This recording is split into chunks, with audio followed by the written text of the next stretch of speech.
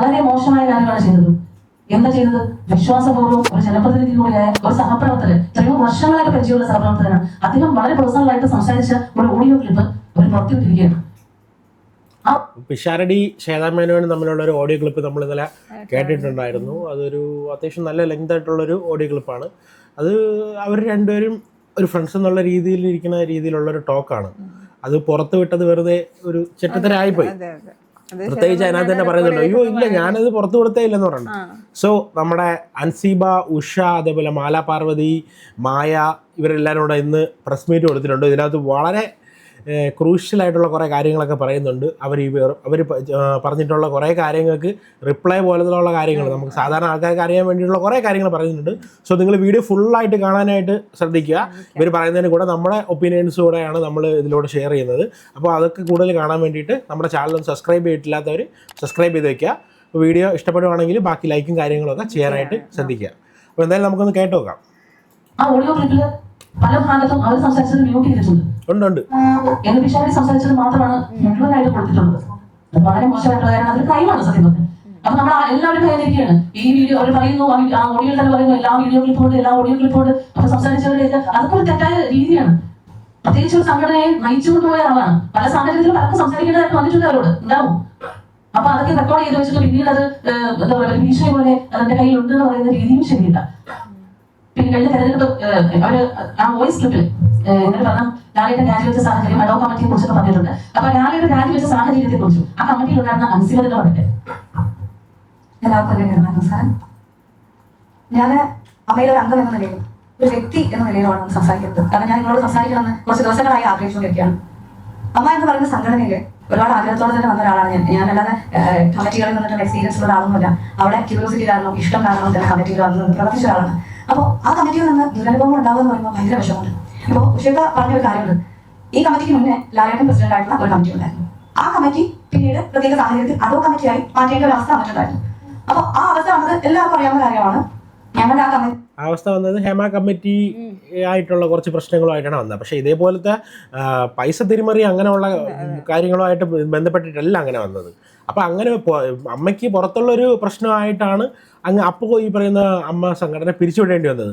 അത് ആ ഒരു കണ്ടീഷൻ വെച്ചിട്ട് നമുക്ക് വേണമെങ്കിൽ ആ ഒരു അപ്പോൾ അതുവരെ ഭരിച്ചുകൊണ്ടിരുന്ന സംഘടനയെ തന്നെ അഡ്ഹോക് കമ്മിറ്റി ആക്കാൻ വേണ്ടിയിട്ട് പ്രശ്നമൊന്നുമില്ല. കാര്യം ഈ ഭരിച്ചുകൊണ്ടിരിക്കുന്ന ആൾക്കാർക്കെതിരെ യാതൊരു പ്രശ്നവുമില്ല.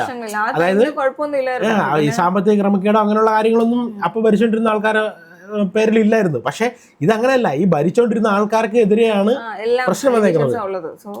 മുന്നോട്ട് പോകുന്ന സമയത്ത് പ്രസിഡന്റ് ആയിട്ടുള്ള കമ്മിറ്റി മുന്നോട്ട് പോകുന്ന സമയത്താണ് ഹേമ കമ്മിറ്റി റിപ്പോർട്ട് വരികയും അതിനെ തുടർന്ന് വളരെ പ്രശ്നങ്ങൾ രൂക്ഷമാവുകയും ചെയ്തു. അതിനിടയിൽ തന്നെ ജനറൽ സെക്രട്ടറിക്കെതിരെ വലിയ ഗുരുതരമായിട്ടുള്ള ആരോപണം വരികയും അദ്ദേഹം രാജിവെച്ച് പോവുകയും ചെയ്തു. അങ്ങനെ പ്രശ്നങ്ങൾ ഗുരുതരമായതോടെയാണ് പ്രസിഡന്റ് ആയിട്ടുള്ള ലാലേട്ടൻ ആ കമ്മിറ്റി തിരിച്ചുവിടുകയും ചെയ്തത്. അങ്ങനെ ആ കമ്മിറ്റി തിരിച്ചുവിട്ട സമയത്ത് ഈ മുന്നോട്ട് എങ്ങനെ എന്നൊരു ചോദ്യം വലുതായിരുന്നു. ആ ഒരു ചോദ്യത്തിന്റെ പുറത്താണ് ആ കമ്മിറ്റി തന്നെ വീണ്ടും അഡോ കമ്മിറ്റിയായി. അതിന് മറ്റൊരു കാരണം കൂടെ ഉണ്ടായിരുന്നു. ആ കമ്മിറ്റി അത് രാജിവെക്കുന്ന സമയത്ത് ജനറൽ ബോഡി നടക്കാൻ ഒരുപാട് മാസങ്ങൾ ബാക്കിയുണ്ടായിരുന്നു. അപ്പൊ അത്രയും മാസങ്ങൾ അമ്മയിൽ നടന്നുകൊണ്ടിരിക്കുന്ന പ്രവർത്തനങ്ങൾ മുന്നോട്ട് നീങ്ങണം. അത് നീങ്ങണമെന്നുണ്ടെങ്കിൽ അത് നോക്കി നടത്താൻ ഒരു കമ്മിറ്റി അത്യാവശ്യമായിരുന്നു എന്നുള്ളതുകൊണ്ട് മാത്രമാണ് അന്ന് ലാലേട്ടൻ പ്രസിഡന്റ് ആയിരുന്ന അതേ കമ്മിറ്റി വീണ്ടും അഡോ കമ്മിറ്റിയായിട്ട് മാറി. പെൻഷൻ കൊടുക്കണം, ഇതേപോലെ അങ്ങനെയുള്ള ഒരുപാട് കാര്യങ്ങളുണ്ടല്ലോ. ഇപ്പോൾ അങ്ങനെ ഒരു സംഘടനയുടെ പ്രവർത്തനം സ്റ്റോപ്പായി പോകരുത്. അങ്ങനെ സ്റ്റോപ്പായി പോയി കഴിഞ്ഞാൽ അതിൻ്റെ കുറച്ച് ബെനിഫിറ്റ്സ് ഒക്കെ കിട്ടുന്ന കുറേ പാവപ്പെട്ട ആൾക്കാരുണ്ട്. അവർക്കൊക്കെ അത് കിട്ടാതെ പോകും. അത് സങ്കടകരമായിട്ടുള്ള ഒരു കാര്യമാണ്. അപ്പൊ അതുകൊണ്ട് തന്നെ അവിടെ ഒരു അഡ്ഹോക് കമ്മിറ്റി ആവശ്യം തന്നെയാണ്. ഞാൻ ആദ്യമായിട്ടാണ് അഡ്ഹോക് കമ്മിറ്റി എന്നുള്ള പേരൊക്കെ കേൾക്കുന്നത്. എന്തായാലും അങ്ങനെ ഒരു കമ്മിറ്റി രൂപീകരിക്കപ്പെട്ടു. ആ കമ്മിറ്റിയാണ് പിന്നീട് കാര്യങ്ങൾ മുന്നോട്ട് കൊണ്ടുപോയത്. അതുപോലെ തന്നെ മറ്റൊരു ചോദ്യമായിരുന്നു സഞ്ജീവനി എങ്ങനെ അഡ്ഹോക് കമ്മിറ്റിക്ക് മുന്നോട്ട് കൊണ്ടുപോകാൻ പറ്റുന്നത്. സഞ്ജീവനി നമ്മൾ ആ കമ്മിറ്റി രാജിവെച്ച് അഡ്ഹോക് കമ്മിറ്റി ആവുന്നതിന് മുന്നേ തീരുമാനമെടുത്ത ഒരു പ്രൊജക്ട് ആയിരുന്നു. അതായത് ഞാൻ തന്നെ മുന്നേ പല ഇന്റർവ്യൂകളിൽ പറഞ്ഞിട്ടുണ്ട്, വിഷ്ണു ന്യൂട്രീഷന്റെ മെഡിസിൻ പ്രൊവൈഡ് ചെയ്യുന്ന കമ്പനിയിൽ നിന്നാണ് സഞ്ജീവനി അംഗങ്ങളായിട്ടുള്ള നമ്മുടെ ആളുകൾക്കെല്ലാം മരുന്ന് എത്തുന്നത്. അതായത് ഈ ശ്വേതാമേനോന് ഇങ്ങനെയുള്ള കാര്യങ്ങളൊന്നും അറിയത്തില്ലേ? പുള്ളിക്കാരി ഇതിന്റെ മെയിൻ ആയിട്ടുള്ള ഒരു പൊസിഷനിൽ ഇരുന്നിട്ട് ഇങ്ങനെയുള്ള ഒരു ഒറ്റ കാര്യങ്ങളും പുള്ളിക്കാരിക്ക് അറിയത്തില്ലേ? അല്ല പിഷാരടി ആയിട്ടുള്ള കോള് സംസാരിക്കുമ്പോൾ ഒന്നും അറിയാത്ത രീതിയിലാണ് സംസാരിക്കുന്നത്. ഒന്നും അറിയാത്തതാണോ അറിഞ്ഞൂടാത്തതായിട്ട് ഭാവിക്കുന്നതാണോ എന്ന് അറിയില്ല.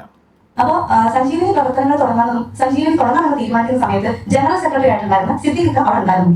അപ്പോൾ അങ്ങനെയാണ് വിഷ്ണു കൃഷ്ണനായിട്ട് സംസാരിക്കുന്നതും മറ്റു 3 കൊട്ടേഷൻ എടുത്തതും. അങ്ങനെ വിളിച്ച മൊത്തം കൊട്ടേഷനുകളിൽ നിന്നും ഏറ്റവും വില കുറഞ്ഞ രീതിയിൽ നമുക്ക് ഏറ്റവും നല്ല മെഡിസിൻ പ്രൊവൈഡ് ചെയ്യാം എന്ന് പറഞ്ഞുകൊണ്ട് വിഷ്ണു കൃഷ്ണന്റെ ആ ഒരു കൊട്ടേഷൻ നമ്മൾ ഏറ്റെടുക്കുകയും അങ്ങനെ സഞ്ജീവനി പദ്ധതിയിൽ വിഷ്ണു കൃഷ്ണന്റെ കമ്പനിയെ ഉൾപ്പെടുത്തുകയും മരുന്നുകൾ കൃത്യമായി അയച്ചു കൊടുക്കുകയും ചെയ്തത്. പക്ഷേ നമ്മുടെ സഞ്ജീവനി പ്രൊജക്ട് ഓൺ ആയതിനു ശേഷമായിരുന്നു ജനറൽ സെക്രട്ടറി അവിടെ സ്ഥാനം ഒഴിയുന്നതും ഈ കമ്മിറ്റി അഡോ കമ്മിറ്റിയായി മാറുന്നു. അപ്പൊ അഡോ കമ്മിറ്റി തീരുമാനിച്ചത് ഓൾറെഡി പ്ലാൻ ചെയ്ത് വെച്ച സഞ്ജീവനി പ്രൊജക്ട് നമുക്ക് മുന്നോട്ട് കൊണ്ടുപോകണം. കാരണം 5000 രൂപ കൊണ്ട് മരുന്ന് ഉൾപ്പെടെ ജീവിത ചെലവ് മൊത്തം താങ്ങി നിർത്തുന്ന ഒരുപാട് മെമ്പേഴ്സ് ഉണ്ട് അമ്മയിൽ. അപ്പൊ നമുക്ക് അത്ഭുതമായിരുന്നു 5000 രൂപയ്ക്ക് മരുന്നും വാങ്ങി ഒരു മാസം അവർ ചെലവ് കഴിയാന്ന് പറയുമ്പോൾ അപ്പൊ അവർക്ക് നമ്മൾ ഏറ്റെടുത്ത് സഞ്ജീവനി പ്രൊജക്ട് തുടങ്ങി എല്ലാവർക്കും കഴിഞ്ഞ ജനുവരി 26-നായിരുന്നു സഞ്ജീവനി ലോഞ്ച് ചെയ്തത്. സഞ്ജീവനി ലോഞ്ച് ചെയ്ത സമയത്ത് അന്ന് അവിടെ മമ്മൂക്ക ഉണ്ടായിരുന്നു, ശ്രീനിവാസൻ സാർ ഉണ്ടായിരുന്നു, സുരേഷ് ഗോപി സാർ ഉണ്ടായിരുന്നു, അമ്മയുടെ മറ്റു പല അംഗങ്ങളും ഉണ്ടായിരുന്നു. അത് നമ്മുടെ സ്വയം ജോർജ് സാറിന്, നമ്മുടെ ലീന കുമരി ചേച്ചി, അങ്ങനെ കുറെ പേർക്ക് മരുന്നുകൾ കൊടുത്തിട്ടായിരുന്നു നമ്മളത് തുടക്കം കുറിച്ചത്. അത് നല്ല കാര്യമാണ് ചെയ്തത്. അത് അഡോ കമ്മിറ്റി ആവുന്നതിന് മുന്നേ ആ കമ്മിറ്റി എടുത്ത തീരുമാനമായിരുന്നു. അതാണ് നടപ്പിലാക്കിയത്. അതിനെങ്ങനെയാണ് ചോദ്യം ചെയ്യണമെന്ന് എനിക്ക് മനസ്സിലാവില്ല. നല്ലൊരു കാര്യം ചെയ്തതിനാണോ ഇത്രയും കുറ്റപ്പെടുത്തുന്നത് എനിക്ക് മനസ്സിലായിട്ടില്ല. അതുപോലെ തന്നെ ഈ കമ്മിറ്റി എങ്ങനെയും ആരെയും കുറ്റപ്പെടുത്താം, എങ്ങനെയും വലിച്ച് താഴെടാനുള്ള അവസരം താഴെടാന്നുള്ള രീതിയാണ് ഇന്നലെ നമ്മൾ കണ്ടത്. ആ പിഷാരടി ആയിട്ടുള്ള വോയിസ് പുറത്തു വിടേണ്ട ആവശ്യം എന്താണെന്ന് അറിയില്ല. അതുമല്ല അതിനകത്ത് ഇപ്പൊ പുറത്തു വിടാൻ വേണ്ടിയിട്ട് വലിയ കാര്യങ്ങളൊന്നും ഇല്ലായിരുന്നു അതിനകത്ത്. പിഷാരടി കറക്റ്റാണ് പറയണത്, നിങ്ങൾ വന്നിട്ട് ഇത് സോൾവ് ചെയ്യൂ, നിങ്ങളുടെ കയ്യിലുള്ള നിങ്ങൾ ഭരിച്ചിട്ട് സമയത്തുള്ള കണക്ക് കാണിക്കൂ എന്നാണ് പിഷാരടി പറഞ്ഞത്. അവർക്ക് നല്ലൊരു ഇത് കൊടുത്തിട്ടാണ് പിഷാരടി സംസാരിച്ചത്, അല്ലാതെ ചുമ്മാ ആരും കുറ്റപ്പെടുത്തുകയൊന്നും ചെയ്തിട്ടില്ല. പിഷാരടി അത് കറക്റ്റ് പറഞ്ഞ് മനസ്സിലാക്കാനാണ് നോക്കിയത്. പുള്ളിക്കാരൻ ഈ പറയുന്ന അഡ്ഹോക് കമ്മിറ്റിയിൽ നിന്ന് രാജിവെച്ചു എന്നാണ് കേട്ടിട്ടുള്ളത്. അപ്പോൾ അത് തന്നെ വേണം. കാര്യം പുള്ളി ഇത്രയും തിരക്കിലും കാര്യങ്ങളിലൊക്കെ നിൽക്കുന്നത് ഇങ്ങനെ ഒരു സംഘടനയിൽ ഈ പറയുന്ന കുറേ ആൾക്കാരെങ്കിലും ഇതിൻ്റെ കുറച്ച് കാര്യങ്ങളൊക്കെ കിട്ടിയിട്ട് അങ്ങനെ ജീവിക്കുന്ന ആൾക്കാരുണ്ട്. അപ്പോൾ അങ്ങനെയുള്ള ആൾക്കാർക്ക് അത് കിട്ടാതാവരുതെന്നുള്ള രീതിയിലാണ് സംഘടനയിൽ ഈ പറയുന്ന അഡ്ഹോക് കമ്മിറ്റിയിൽ പുള്ളി വന്നതും അതിന് നിന്നതൊക്കെ ഇത്രയും തിരക്കുള്ള സമയത്തും. അപ്പോൾ അങ്ങനെ നിന്ന സമയത്ത് അയാളെ തന്നെ വീണ്ടും ഇങ്ങനെയൊക്കെ കാണിക്കുന്നത് മോശമാണ്. ഒട്ടും ശ്വേതാമേനോന്റെ സൈഡിൽ നിന്ന് ഒട്ടും പ്രതീക്ഷിച്ചില്ല ഇങ്ങനെ ഒരു. ശ്വേതാമേനോന്റെ സൈഡ് ഒട്ടും ശരിയല്ല. കാര്യം ശ്വേതാമേനോന്റെ സൈഡും ഇപ്പൊ ലക്ഷ്മിപ്രിയയുടെ സൈഡ് പറയണില്ല, ശ്വേതാമേനോൻ ചെയ്ത ഒട്ടും ശരിയായില്ല. ഇതിന്റെ കൂട്ടത്തിൽ നിന്ന് ഇതിന്റെ പുറകിലും വേറെ ആൾക്കാർ നിന്ന് കളിക്കുന്നുണ്ടോ എന്ന് നമുക്കറിയത്തില്ല. പിന്നെ ഒരു കാര്യം എന്ന് വെച്ചാൽ ശ്വേതാമേനോൻ ഇന്നലെ തന്നെ പറയുന്നുണ്ട് എന്തുകൊണ്ട് നമ്മളെ ഈ പോയ കമ്മിറ്റി തന്നെ അഡ്ഹോക് കമ്മിറ്റി ആക്കുന്നില്ലെന്ന്. സോ അതിനൊക്കെ ഇവർ കറക്റ്റ് അതിന്റെ ആൻസർ പറയുന്നുണ്ട്. ഇപ്പൊ ഞാൻ മറ്റൊരു ചോദ്യം കേട്ടു, ലാലേട്ടൻ പ്രസിഡന്റ് ആയിട്ടുള്ള കമ്മിറ്റിക്ക് തന്നെ അഡോ കമ്മിറ്റി ആയിട്ട് മാറാൻ അവസരം കിട്ടി. ശ്വേതാമേനോൻ പ്രസിഡന്റ് ആയിട്ടുള്ള കമ്മിറ്റിക്ക് എന്തുകൊണ്ട് അഡോ കമ്മിറ്റി ആവാൻ പറ്റില്ല? അതാണ് ശ്വേതാമേനോൻ ഇന്നലെ പറഞ്ഞത്. ഒരു സ്ഥലത്ത് തന്നെ 2 പേർക്ക് 2 നീതിയോ, കുറെ ആൾക്കാർക്ക് മാത്രം ഇമോഷണൽ രീതിയിൽ അങ്ങനെ ഒരു ശ്വേത പറഞ്ഞിട്ടുണ്ട്. അങ്ങനെ പറഞ്ഞു അതിനുള്ള ആൻസർ ആണത്.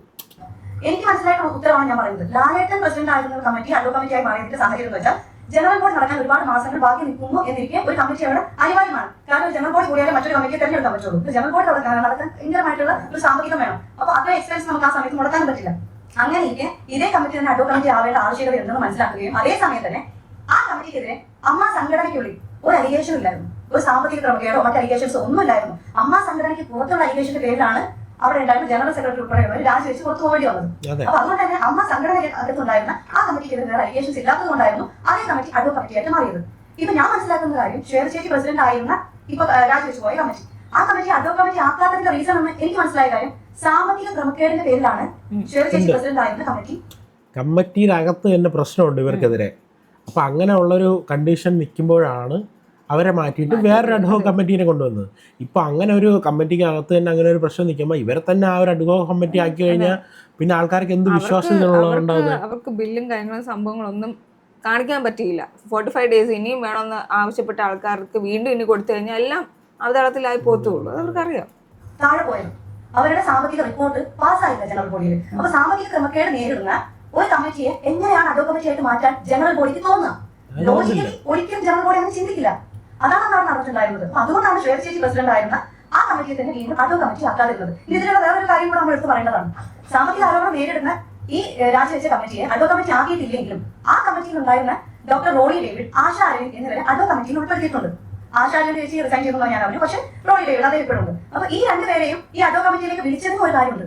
കാരണം അവരാണ് സഞ്ജീവനി പ്രവർത്തനങ്ങൾ നടത്തിക്കൊണ്ടിരിക്കുന്നത്. അപ്പൊ ആ സഞ്ജീവനി പ്രവർത്തനങ്ങൾ മുടങ്ങി പോകരുത്. കാരണം ഇത്രയും പേരുടെ പ്രിസ്ക്രിപ്ഷൻസും കാര്യങ്ങളും എല്ലാം അവരുടെ കയ്യിലാണുള്ളത്. പെട്ടെന്ന് ഒരാൾക്ക് ഒരു ദിവസം വന്നത് ഏറ്റെടുത്ത് ചെയ്യാൻ പറ്റില്ല. അതുകൊണ്ടാണ് ആ പ്രവർത്തനങ്ങൾ കൃത്യമായി നടന്നു പോകണം എന്നുള്ളത് കൊണ്ടാണ് ഈ സാമ്പത്തിക ആരോപണം നേരിടുന്ന സാമ്പത്തിക ക്രമക്കേടിന്റെ പേരിൽ താഴെ പോയ ആ കമ്മിറ്റിയിൽ നിന്ന് തന്നെ ഡോക്ടർ റോണിയെയും ആശ അരവിന്ദ് ചേച്ചിയെയും ഒരു അഡോ കമ്മിറ്റിയിലേക്ക് നിയമിച്ചത്. ഇത്രയും കാര്യങ്ങളാണ് എനിക്ക് മനസ്സിലായിട്ടുള്ളത്.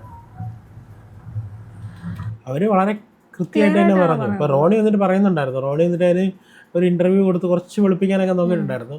എന്തുകൊണ്ടാണ് ഈ പറയുന്ന വിഷ്ണു ഉണ്ണികൃഷ്ണന്റെ കമ്പനിയെ മാറ്റിയിട്ട് വേറെ കമ്പനി മാറ്റിയിട്ടില്ല, ആക്ച്വലി വേറെ കമ്പനീനോട് ഇതൊക്കെ, അതായത് ഇപ്പോൾ എറണാകുളത്തുള്ള ആൾക്കാർക്ക് വേണ്ടിയിട്ട് അവിടെ ഉള്ളത്, ട്രിവാൻഡ്രത്തുള്ളവർക്ക് വേണ്ടിയിട്ട് ട്രിവാൻഡ്രത്ത്, അങ്ങനെ കുറച്ചുകൂടെ സ്പീഡിന് കിട്ടാൻ വേണ്ടിയിട്ടാണെന്നാണ് പുള്ളി പറഞ്ഞത്. പിന്നെ പറഞ്ഞിട്ടുണ്ടായിരുന്നു വിഷ്ണു ഉണ്ണികൃഷ്ണൻ്റെ കമ്പനിയെക്കാട്ടിയും കുറച്ച് വേറെ ആൾക്കാർ കോട്ട് കൊടുത്തു എന്ന് പറഞ്ഞു. പിന്നെ അതുപോലെ തന്നെ വേറെ കുറേ കാര്യങ്ങൾ പുള്ളിക്കാരൻ വന്നിട്ട് കുറെ കാര്യങ്ങൾ പറയുന്നുണ്ടായിരുന്നു. പക്ഷേ കുറേയൊക്കെ വെളുപ്പിക്കലായിട്ടാണ് തോന്നിയത്. സോ എന്തായാലും ബാക്കി നമുക്ക് അവർ ഉന്നയിച്ച മറ്റൊരു ആരോപണം എന്ന് പറയുന്നത് ജനറൽ ബോഡി അവരെ ഒരുപാട് മോശമായിട്ട് പല പേരെടുത്ത് പറഞ്ഞിട്ടുണ്ട്. അത് ശ്വേത പറഞ്ഞിട്ടുണ്ടായിരുന്നു. ശ്വേതനെയും അവരുടെ കൂടെ ഉള്ളവരെയും ബാബുരാജും അങ്ങനെയുള്ള ആൾക്കാർ, അതേപോലെ ബാബുരാജ്, പിന്നെ നമ്മുടെ മാല പാർവതി, അവരൊക്കെ വന്നിട്ട് ഒരുപാട് വ്യക്തിഹത്യ ചെയ്തു എന്നുള്ള കാര്യം പറഞ്ഞിട്ടുണ്ടായിരുന്നു. അതാണ് ഇനിയിപ്പോൾ അടുത്ത പറയുന്നത്. ഉഷ പറയണം. ഉഷ അല്ല, മാല പാർവതിയാണ് പറയാൻ പോകുന്നത്. അവർ ഈ കഴിഞ്ഞ കാലയളവിൽ നടന്ന ഒരു കാര്യങ്ങളോട് സംസാരിക്കുന്നില്ല. അവർ വന്നിട്ട് സംസാരിച്ചത് മുഴുവനും അതിനു മുൻപ് തന്നെ നേരെ നോക്കിയാൽ ടി വി വാങ്ങുമ്പോൾ നിന്ന അംഗങ്ങളാണ് പറയുന്നത്. കറക്റ്റാണ്. ആൾക്കാർ പലതും പറയും. കാര്യം ഇത്രയും പ്രശ്നങ്ങൾ ഇവിടെ നടന്നു, അത് കഴിഞ്ഞിട്ട് അടുത്ത കമ്മിറ്റിയിൽ വരുമ്പോഴത്തേക്ക് ഇവർ അതിനെക്കുറിച്ച് ഒന്നും പറയുന്നില്ല. പ്രശ്നം ഉണ്ടായവരെല്ലാം ഭയങ്കര ആർട്ടിഫിഷ്യലായിട്ട് സ്നേഹമൊക്കെ കാണിച്ച് നിൽക്കുക. കണ്ടിട്ടുണ്ടായിരുന്നല്ലോ കെട്ടിപ്പിടിക്കുന്ന കാര്യങ്ങളൊക്കെ. അപ്പോൾ അങ്ങനെയൊക്കെ നിൽക്കുക. അങ്ങനെ നിൽക്കുമ്പോൾ കണ്ടുകൊണ്ടിരിക്കുന്ന ആൾക്കാർക്ക് തോന്നുന്നില്ലേ, ഓ നമ്മളെന്ത് പൊട്ടനാക്കുവാണോ, ഇങ്ങനെ ഒരു കമ്മിറ്റി വിളിച്ചിട്ട് ഇങ്ങനെയുള്ള കാര്യത്തെപ്പറ്റി ഒന്നും സംസാരിക്കുന്നില്ല. തായ്ലൻഡിൽ പോയിട്ട് അടുത്ത തായ്ലൻഡ് വെച്ച് നടക്കുന്നു. നമ്മുടെ എല്ലാവരുടെയും പെൻഷൻ ഇന്ന് 1500 രൂപ കൂട്ടുന്നു. ഇവർ തന്നെ പറയുന്നുണ്ട് ആൾറെഡി 5000 രൂപ കൂട്ടാൻ വേണ്ടി ഇരുന്നതാണെന്ന്. പിന്നെ ഈ പറയുന്ന 1500 രൂപ കൂട്ടാൻ വേണ്ടിയിട്ട് ഒരു മതമല്ലല്ലോ, നമ്മുടെ BJP എത്ര കോടി രൂപയൊക്കെ അവർക്ക് കിട്ടുന്നുള്ള കാര്യമൊക്കെ എല്ലാവരും അറിഞ്ഞാണ്. അങ്ങനെയൊക്കെയുള്ള കാര്യങ്ങളൊക്കെയാണ് നമുക്ക് ആ ഒരു കമ്മിറ്റിയിൽ ഡിസ്കസ് ചെയ്യേണ്ടിയിരുന്നത്. പക്ഷെ അതൊന്നും ഡിസ്കസ് ചെയ്യാതെ വേറെ കാര്യങ്ങൾ ഡിസ്കസ് ചെയ്യുമ്പോൾ ആൾക്കാർ എണീച്ചിരുന്ന് ക്വസ്റ്റ്യൻ ചെയ്യും. അത് നിങ്ങൾക്ക് കേൾക്കാൻ താല്പര്യം ഇല്ലെങ്കിൽ ഇറങ്ങി പോകാൻ തന്നെയായിരുന്നു വേണ്ടത്. ആദ്യമേ പോകണമായിരുന്നു. കമ്മിറ്റി അംഗങ്ങളും ഭാരവാഹികളുമാണ്. അവരൊക്കെ അവിടെ വന്നു കഴിഞ്ഞപ്പോഴത്തേക്ക് അവർക്ക് ഒരു പ്രശ്നവുമില്ല. അവരെല്ലാവരും ഒരുമിച്ച് സന്തോഷം, നമുക്ക് സന്തോഷം, അവർ അങ്ങനെ ഇരിക്കണമെന്നല്ലേ നമ്മളെല്ലാം ആഗ്രഹം. പക്ഷെ അവിടെ വന്നതിന് ശേഷം ഭയങ്കര ആക്ടിങ് ആയിരുന്നല്ലോ. വന്നിട്ട് അവർ സംസാരിച്ചത് മുഴുവനും അവരുടെ ഭാഗം കേൾക്കാനായി ജനറൽ ബോഡിയിലുള്ള ആൾക്കാർ അത്രയ്ക്ക് നാണക്കെട്ടിരിക്കുകയാണ്. അമ്മയിലെ അംഗങ്ങൾ മുഴുവൻ അതിനെക്കുറിച്ച് അവരൊന്നും പറയുന്നില്ല. അവർ പറഞ്ഞത് മുഴുവനും 1500 രൂപ പെൻഷൻ നമ്മൾ കൂട്ടുകയാണ്. ഈ 1500 രൂപ കഴിഞ്ഞ കമ്മിറ്റി 5000 കൊണ്ടാണ് ഇരുന്നതാണ്. കഴിഞ്ഞ കമ്മിറ്റി അൻസിബൊക്കെയുള്ള കമ്മിറ്റി സ്ഥിതിക്കുള്ളത് 5000 കൊണ്ടാണ് ഇരുന്നതാണ്. പക്ഷേ ഇത് 1500 രൂപ കൂട്ടിത്തരാൻ പോവുകയാണ്. അത് പുറത്തുനിന്നുള്ള ഒരു സ്പോൺസർ ആയിക്കൊണ്ടാണ് അത് ബുക്ക് ചെയ്യുന്നത്. അതുകൂടാതെ തന്നെ 4 ദിവസം തായ്ലൻഡിൽ പോകുന്നു. അത്തരം കാര്യങ്ങളാണ് പറഞ്ഞുകൊണ്ടിരിക്കുന്നത്. അത് പിന്നെ പറഞ്ഞു അത് കഴിഞ്ഞ് കണക്ക് ശരിയില്ലാത്തൊരു കണക്ക് അനുഭവങ്ങളുടെ കയ്യിൽ നിന്ന് കണക്കിന്റെ ഒരു പേജ് ലീക്കായിട്ടുണ്ട്. അതിൽ 60 ലക്ഷത്തിന് മേലെ കണക്കില്ലാതെ പറഞ്ഞിട്ടുണ്ട്. അതാണ് ബാബുരാജിന് അറിയാണ്ട കണ്ട ഫോർവേഡായി പോയതാ. കണക്കില്ലാതെ 60 ലക്ഷമാണ്. 65 ലക്ഷം അവരാരെങ്കിലും വന്ന് പറഞ്ഞിട്ടുണ്ടോ? എല്ലാവരും ലക്ഷ്മിപ്രിയൊക്കെ പറഞ്ഞ ആകെ കൂടി ഒരു 15 ലക്ഷം രൂപ കണക്കാക്കിയ അതിൽ നിന്ന് ആകപ്പെടെ ചിലാക്കിയിട്ട് 6 ലക്ഷം രൂപ അത്ര കണ്ട് അതാക്കിയിട്ടുള്ളൂ എന്നുള്ള രീതിയിൽ 60 ലക്ഷം രൂപയുടെ കണക്കില്ല. അതിനെക്കുറിച്ചൊക്കെ ബാബുരാജ് പറഞ്ഞതാണ്. അത് കാണിച്ചു കൊടുത്തിട്ടുണ്ടായിരുന്നു ബാബുരാജ്. അപ്പോഴാണ് നമ്മളെല്ലാവരും അറിയുന്നത് ഇങ്ങനെ ഒരു കണക്ക് തെറ്റി ബാബുവിന്റെ വാട്സപ്പിൽ സെക്രട്ടറിയുടെ ഭാഗത്ത് നിന്ന് വന്നിട്ടുണ്ട്. അതൊരു ചാർട്ടേഡ് അക്കൗണ്ടിനെ വിളിച്ചു നമുക്ക് തന്നിരിക്കുന്ന പ്രിന്റ് ചെയ്ത് തന്ന കണക്ക് വേറെ, അവർ വായിച്ച കണക്ക് വേറെ. അപ്പോൾ അതൊക്കെ കൺഫ്യൂഷൻ ഉണ്ടായി. അവിടെ മൊത്തത്തിൽ എല്ലാവരും ചോദ്യം ചെയ്യാൻ തുടങ്ങി. അംഗങ്ങളാണ് മൈക്ക് അവിടെ ആർക്കും തന്നില്ല.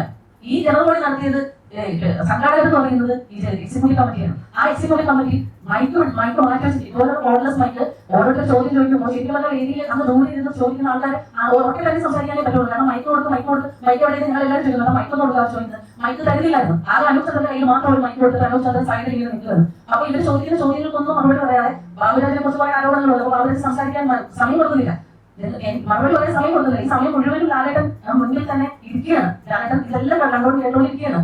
അപ്പൊ ബാബുരാജ് സമയം കൊടുക്കുന്നില്ല. സമയം കൊടുക്കാതിരുന്ന് കഴിഞ്ഞപ്പോഴത്തേക്ക് ബാബുരാജ് പറഞ്ഞു ഞാൻ ഇറങ്ങി പോവാണെന്ന് പറഞ്ഞു. അപ്പൊ അവർ എഴുന്നേറ്റ് വന്നപ്പോൾ വളരെ ഷൗട്ട് ചെയ്തുകൊണ്ടാണ് പിന്നെ പ്രസിഡന്റ് അവിടെ വന്നിട്ട് എന്താ പറയുക ഭാഷയുടെ ഉപയോഗിക്കാൻ പറ്റത്തില്ല. പച്ച മലയാളത്തിൽ പറഞ്ഞാൽ ആ ഭാഷ ഇരിക്കുക അവിടെ എന്ന് പറയുന്നത് പോലെ ഞാനാണ് പ്രസിഡന്റ്, ഞാൻ പറയുന്നത് കേൾക്കണം, ഞാൻ ഇവിടെ പറയുന്നത് കഴിഞ്ഞിട്ട് മതി.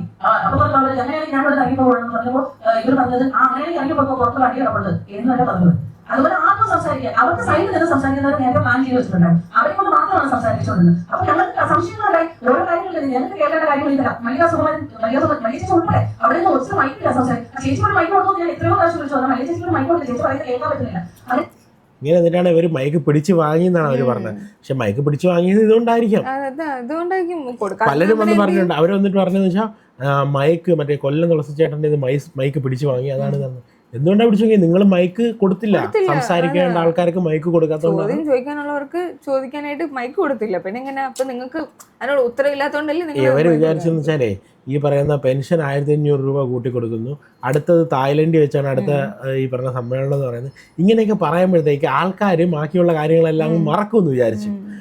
അവിടെയാണ് ശ്വേതയ്ക്കും ലക്ഷ്മിക്കും തെറ്റിപ്പറ്റിയത്. അങ്ങനെയൊന്നും മറക്കത്തില്ല. നിങ്ങളെ ഈ പറയുന്ന കാണിച്ച സാധനങ്ങളെല്ലാം പുറത്തു കൊണ്ടുവരാൻ വേണ്ടിയിട്ടാണ് ഈ സംഭവങ്ങളൊക്കെ ഒന്നും നടക്കത്തില്ല. നിങ്ങൾ അവരുടെ നടക്കില്ല. ബാക്കിയുള്ള ആൾക്കാർക്കും തലയ്ക്കകത്ത് ഇത് തന്നെയാണുള്ളത്, അല്ലാതെ ചാണകമല്ല. അങ്ങനെ എങ്ങനെയോ ഒരു മൈക്ക് കൊടുത്തു. എക്സ്പോർട്ട് കമ്പനിയിലുള്ള സന്തോഷ് ഈടായിട്ടുണ്ട്. ഞങ്ങൾ വിളിച്ചു വെച്ചു, നിങ്ങളുടെ മൈക്ക് അവിടെ പോയി. തുടക്കത്തിൽ മൈക്കില്ലാത്ത വലിയൊരു മൈക്ക് മാറ്റിയതാണ്. ഞങ്ങൾ ആരുള്ള മൈക്ക് മാറ്റിയത്. സന്തോഷ് ഈടായിട്ടുണ്ട് ആ മൈക്ക് തന്നിട്ടുണ്ടോ, ഇപ്പൊ തരാൻ പറ്റുന്ന ചർച്ചയ്ക്ക് ശേഷം തരാൻ പറ്റുള്ളൂ. അങ്ങനെയാണ് മൈക്ക് കൊടുക്കാതിരുന്നത്. അപ്പൊ അവിടെ ആരും അശ്ലീലം പറഞ്ഞിട്ടില്ല. ഞങ്ങൾ കേട്ടിട്ടില്ല അശ്ലീലം പറഞ്ഞത്. ഇനിയിപ്പോ മാനചേച്ചി മാലയും മായാവശ്യമാണ് അശ്ലീലം പറഞ്ഞത് എടുത്തു പറഞ്ഞിട്ടുണ്ട്. അതുകൊണ്ട് അവർ പറയട്ടെ. ഞാൻ ഈ ഭാഷ അതിന് മറുപടി അറിയിക്കണമെന്ന് തോന്നുന്നു. എനിക്ക് പറയാനുള്ള കുറച്ചുകൂടെ ഗൗരവമുള്ള കാര്യങ്ങളാണ്. എന്താണ് അമ്മ സംഘടനയിൽ നടക്കുന്നത്? കുറെ നാളായിട്ട് എല്ലാവരും ചോദിക്കുന്നു. അച്ഛമ്മ പറഞ്ഞ കാര്യങ്ങൾ വളരെ ശ്രദ്ധയോടെ പലതട്ടം കേട്ടിട്ടുള്ളത് കൊണ്ട് ഞാൻ മനസ്സിലാക്കണം. അവിടെ നടക്കുന്നത് ഒരു ഗംഭീരമായ മൈക്ക് എന്തോ പറ്റി. ഒരു സ്ത്രീ വന്നിട്ട് ഇത്രയും സംഭവം കാണിക്കുന്നു. ഞങ്ങൾക്ക് ചെയ്യാൻ പറ്റാത്ത കാര്യമാണ് കഴിയുന്നത്. സാധാരണ അവർ ഷോ നടത്തും, അതിൽ നിന്നുള്ള പൈസ വെച്ചാണ് ചെയ്യുന്നത്. പിന്നെ ഈ ഒരു കാര്യം പറയുന്നത് എന്താണെന്നറിയാമോ? 15 കോടി രൂപ ശ്വേതയുടെ വിശ്വാസതയില് അദാനി ഗ്രൂപ്പ് ഇവരെ കുറെ പരിപാടികളുടെ ഒന്നാമത്തെ കാര്യം, ഒരു മൾട്ടിനാഷണൽ കമ്പനിയിൽ നിന്നും ശ്വേതയുടെ വിശ്വാസതയിൽ കൊണ്ടുവരുമെന്ന് പറയുന്നത് മറ്റൊരു പ്രധാനപ്പെട്ട രാഷ്ട്രീയ പാർട്ടിയുടെ സംസ്ഥാന നേതാവാണ്. ഞങ്ങളുടെ അറിവിൽ അവർ അമ്മയുടെ മെമ്പറാണ്. അവരുടെ അമ്മയുമായിട്ട് എന്താണ് ബന്ധമെന്ന് ഞങ്ങൾക്കറിയില്ല. അതിൻ്റെ പുറകിൽ നല്ല അജണ്ട ഉണ്ട്. കാര്യം ഈ രാഷ്ട്രീയ പാർട്ടിക്ക് നമ്മുടെ കേരളത്തിൽ ഒന്ന് കാലുറപ്പിക്കാനായിട്ട് ഹെൽപ്പ് ചെയ്യുന്ന ഫേസസ് ആണ് ഈ അമ്മേരകത്തുള്ളതെല്ലാം. മനസ്സിലായില്ലേ? അപ്പം ഇവിടെ ഫണ്ട് ചെയ്ത് കഴിഞ്ഞാൽ ഇവരെ വെച്ചിട്ട് വിസിബിലിറ്റി നന്നായിട്ട് കൂട്ടാം, കുറേ സാധനങ്ങൾ വെളുപ്പിക്കാം, അങ്ങനെ ഒരുപാട് കാര്യങ്ങൾ ചെയ്യാൻ പറ്റും. കാര്യം മറ്റേ നമ്മളെ മലയാളികളെല്ലാം കണ്ടുകൊണ്ടിരിക്കുന്ന ആൾക്കാരാണ്. മലയാളികൾ TV തുറന്നാലും ഫോൺ തുറന്നാലും എല്ലാം കാണുന്ന ഫേസസ് ആണ് ഈ AMM എന്ന് പറയുന്ന സംഘടനയിനകത്തുള്ളത്. അതിനകത്ത് ഇപ്പോൾ ലാലേട്ടനെയൊക്കെ ആണെങ്കിൽ തന്നെ നമ്മൾ TV-യുടെ ഓരോ പരസ്യം, ഇപ്പോൾ നമ്മൾ സീരിയലോ എന്തെങ്കിലും കാണുകയാണെന്ന് വെച്ചോ, അതിൽ ഓരോ പരസ്യത്തിലും ഒരു 20 സെക്കൻഡ് കൂടുമ്പോൾ തന്നെ നമുക്ക് ലാലേട്ടനെ കാണാൻ പറ്റും. അങ്ങനെ ബാക്കിയുള്ള ഇതിനകത്തുള്ള എല്ലാവരും, അപ്പോൾ എല്ലാവർക്കും മലയാളികളുടെ ലൈഫിൽ ഇൻഫ്ലുവൻസ് ചെയ്യാൻ പറ്റുന്ന ആൾക്കാരാണ് ഈ ഇരിക്കുന്നത്. ഇപ്പോൾ ഈ സോഷ്യൽ മീഡിയ ഇൻഫ്ലുവൻസേഴ്സിനെ കാട്ടി ഒരുപടി മുന്നിൽ ഇൻഫ്ലുവൻസ് ചെയ്യാൻ തന്നെ ആൾക്കാരാണ്. അപ്പോൾ അവരെ ഇതേപോലെ ഫണ്ട് ചെയ്ത് അവരെ കുപ്പിയിലാക്കി വെച്ച് കഴിഞ്ഞാൽ അവരെ വെച്ച് എന്തും ചെയ്യാം. അങ്ങനെ ഒരു ഓപ്ഷൻ ഉണ്ട്.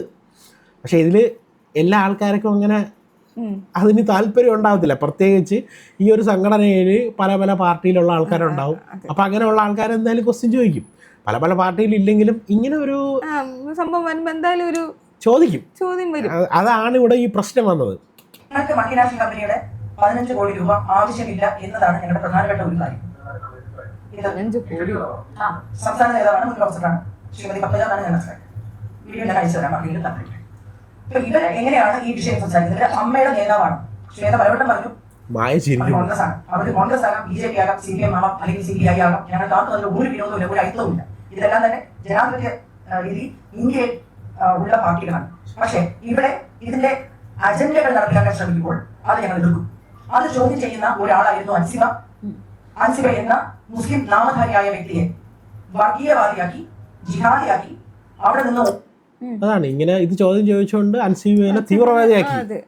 അതിൻ്റെ ആവശ്യമില്ലായിരുന്നു. കാര്യം ഇങ്ങനെ ഒരു പൈസ തരുമ്പോഴത്തേക്ക് എന്തിനാണ് അത് അത്രയും തരുന്നത്? പുള്ളിക്കാരി അമ്മയിൽ അംഗമല്ല, പിന്നെ എന്താണ് അവരുടെ ഉദ്ദേശം? അതെല്ലാവരും ചോദിക്കുമല്ലോ. ഇപ്പം നിങ്ങൾക്ക് ഒരാൾ വന്നിട്ട് ഒരു 1 കോടി രൂപ തരിക, നിങ്ങൾ വെച്ചേരെ എന്ന് പറയുമ്പം ആ തരുന്ന ആൾക്ക് എന്തെങ്കിലും ഒരു ഉദ്ദേശം കാണില്ലേ? അല്ലാതെ ചുമ്മാ ഒരാൾ തരുമോ? ചുമ്മാ ആരും തരത്തില്ല, അത് എല്ലാവർക്കും അറിയാം. പിന്നെ ഈ പറയുന്ന ശ്വേതാമേനോൻ തന്നെ പറയുന്നുണ്ടായിരുന്നു, അമ്മേരകത്ത് ഒരുപാട് ക്രമക്കേടുകളുണ്ട്. പിഷാരടിയും ശ്വേതാമേനോനും തമ്മിലുള്ള ഒരു സംസാരത്തിൽ അത് പുറത്തു വന്നിട്ടുണ്ട്. പല ആൾക്കാരും ഈ പറയുന്ന ഇഷ്ടം പോലെ പൈസ കൊടുത്തിട്ട് അതിനകത്ത് ഇപ്പോൾ 5 ലക്ഷം രൂപ കൊടുത്തു കഴിഞ്ഞാൽ 2 ലക്ഷം രൂപയൊക്കെ കണക്കിൽ വരുള്ളൂ. കണക്കിൽ വരാത്ത കുറേ പണങ്ങളുണ്ട് അതിനകത്ത്. അത് ഇന്നലെ അവരുടെ സംസാരത്തിൽ തന്നെ ഇതാക്കി. അപ്പോൾ ഇതുവരെയുള്ള എല്ലാ അമ്മയുടെ, പക്ഷേ ഈ ഫണ്ട് കൊടുക്കുന്ന ആൾക്കാരും അത് കറക്റ്റ് പറയത്തില്ല. അങ്ങനെയും കുറേ പ്രശ്നങ്ങളുണ്ട്. ഇപ്പോൾ 5 കൊടുത്തു കഴിഞ്ഞാൽ ചിലപ്പോൾ 1 ആയിരിക്കും വരുന്നത്. അപ്പം അങ്ങനെയുള്ള ഒരുപാട് പൈസ തിരിമറിയും കാര്യങ്ങളും എല്ലാം ഇതിനകത്ത് നടന്നിട്ടുണ്ട്. പക്ഷേ ഇതൊന്നും പുറത്ത് വരില്ല. കാര്യം പുറത്ത് വരാൻ കൊടുത്തവരും പറയത്തില്ല, വാങ്ങിയവരും പറയത്തില്ല. പക്ഷേ ഇതിൻ്റെ ഇടയ്ക്ക് നിൽക്കണവരുണ്ടല്ലോ, അങ്ങനെ നിൽക്കണവർക്ക് കേന്ദ്ര വരും. കാര്യം ഇവരൊക്കെ കിട്ടുന്നില്ല. അങ്ങനെയുള്ളവർ ഈ സാധനം കുത്തിപ്പൊക്കൊണ്ട് വരും. ഓടിക്കാനുള്ള ശ്രമമാണ് അവിടെ നടന്നുകൊണ്ടിരുന്നത്. അവരെ ഹിന്ദു അംഗത്തിൽ നിന്നും പണം വാങ്ങിച്ചതിന്റെ പേരിൽ അവരെ വർഗീയത നടപ്പിലാക്കി എന്ന് വ്യക്തിപരമായി ഓരോരുത്തരെയും വിളിച്ചു പറഞ്ഞ് അവിടെ ഒരു ധ്രുവീകരണം ഉണ്ടാക്കാൻ ശ്രമിക്കുന്നു എന്നുള്ളത് എനിക്ക് ആരോപണമല്ല, എന്റെ അനുഭവമാണ്. എന്നെ വിളിച്ച് എന്താണ് പലവട്ടം നിങ്ങൾ കേട്ടുകയാണ്, മാലാപർവതിയാണ് ഗൂഢാലോചനയാണ് പിന്നിൽ നിങ്ങൾ പലവട്ടം കേട്ടു. എന്താണ് ആ ഗൂഢാലോചന? എന്തുകൊണ്ടാണ് ശ്വേത എനിക്ക് മൈക്ക് തരാതെ വട്ടം പിടിച്ചു നിന്നത്? ജനകോടി ഞാൻ സംസാരിക്കാൻ പറ്റില്ല, മീഡിയ പോകും എന്നാണ് പറയുന്നത്.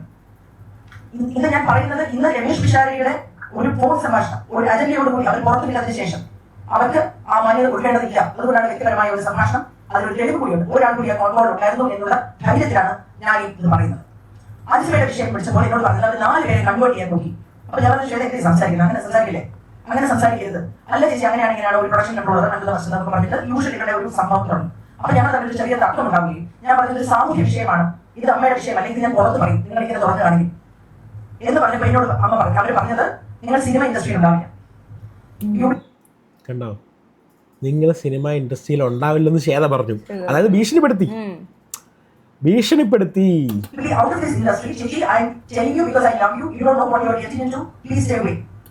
മനസ്സിലായില്ലേ? ഇത് വലിയ ഒരു പരിപാടിയാണ് പ്ലാനിലുണ്ടായിരുന്നത്.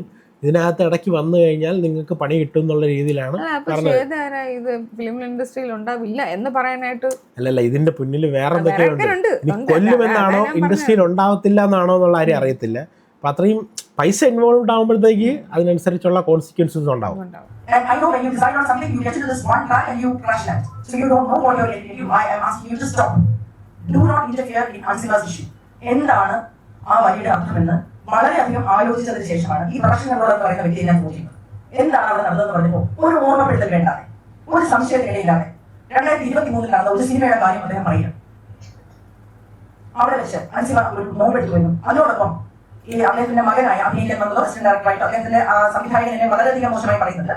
അവിടെ ഒരു നോമ്പ് തുറന്നു. അത്രയും മാത്രം നടന്ന ഒരു കാര്യത്തിനെ 2024 എക്സിക്യൂട്ടീവ് ഒരു ഉപയോഗിച്ചത് എന്തിനാണ്? നോമ്പ് തുറക്കണൊക്കെ സർവ്വസാധാരണല്ലേ, നമ്മുടെയൊക്കെ ഓഫീസിലൊക്കെ എല്ലാവരും നോമ്പ് തുറക്കാറുണ്ട്. അതിന് ഇത്രയും വലിയ പ്രശ്നം ഉണ്ടാക്കണം എന്തിനാ? ഇവരുടെയൊക്കെ മനസ്സിലാണ് പ്രശ്നം. എന്താ പ്രശ്നം അതിന്? അയ്യോ, ഇതൊക്കെ കാണുന്നവരുടെ കണ്ണിലാണ് ഇതിന്റെ പ്രശ്നം. മനസ്സിലായില്ലേ? നമ്മളിപ്പോ നോമ്പ് കുടിക്കാൻ താല്പര്യമുള്ള നോമ്പ് കുടിക്കട്ടെ. വർഗീയത ഉള്ള ആൾക്കാരായിരിക്കും അങ്ങനെ കാണുമ്പോ ഒരു പ്രശ്നം. എല്ലാവരും മനുഷ്യരാണ്. ഇങ്ങനെ പറയുന്നവരുടെ ഉള്ളിലാണ് വർഗീയത ഉള്ളത്. അതാണ് നമ്മൾ മനസ്സിലാക്കേണ്ടത്.